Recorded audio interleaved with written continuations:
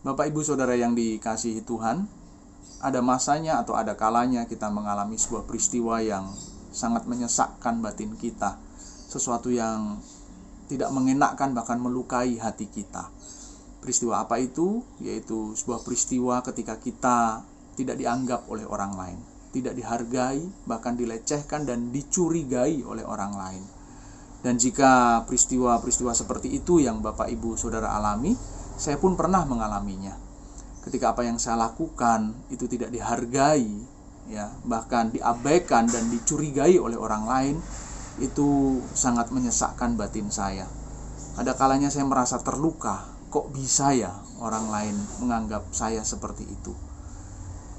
Dicurigai bahwa kita tidak dengan kesungguhan hati dan tidak dengan tulus melakukan semuanya itu. Padahal kita berusaha, apa yang kita lakukan bukan hanya demi baiknya diri kita, tetapi juga demi baiknya orang lain, demi baiknya sesama kita.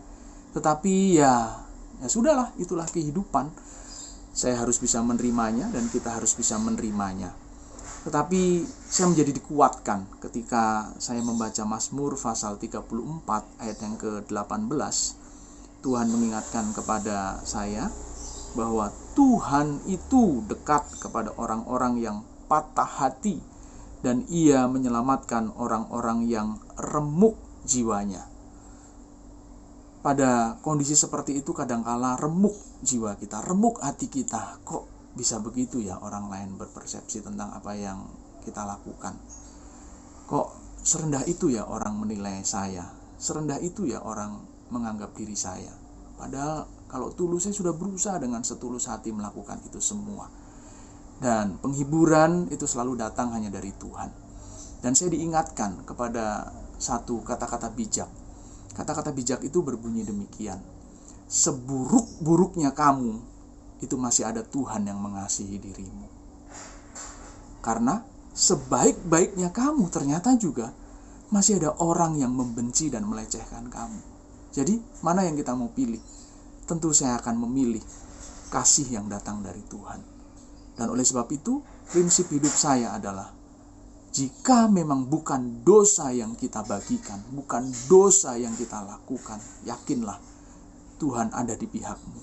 Tuhan ada bersama denganmu. Dan teruslah tekun, perlahan demi perlahan, memperjuangkan dan membuktikan bahwa memang sungguh bukan dosa yang kita lakukan, bukan dosa yang kita bagikan, tetapi kebenaran, kasih, damai sejahtera itu yang kita bagikan kepada semua orang. Tetap lakukan dengan penuh ketulusan. Dan tentu sambil berintrospeksi. Jangan-jangan kecurigaan orang lain itu benar. Bahwa kita belum dengan penuh ketulusan, belum dengan sungguh hati melakukan itu semua. Dan mari, sambil tetap melakukan semua kebaikan dan membagikan kebenaran itu, kita berintrospeksi diri. Semakin memurnikan hati kita.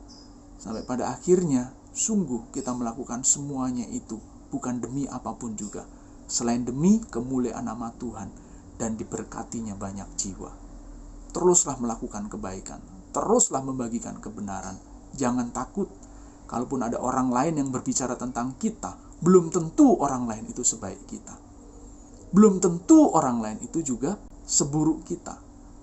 Daripada kita dipusingkan dengan itu semua, mari kita buktikan dan kita perjuangkan bahwa kita adalah memang orang-orang yang baik dan benar, bukan dalam pandangan mata manusia, tetapi dalam pandangan mata siapa? Tuhan. Oleh sebab itu, teruslah terhubung, terkoneksi dengan Tuhan, Sang Pemilik kehendak, rencana bagi kehidupan kita, dan jalani serta lewati kehidupan kita dengan satu tujuan, menggenapkan kehendak dan rencana Bapa itu di dalam kehidupan kita. Selamat berjuang, Tuhan Yesus memberkati.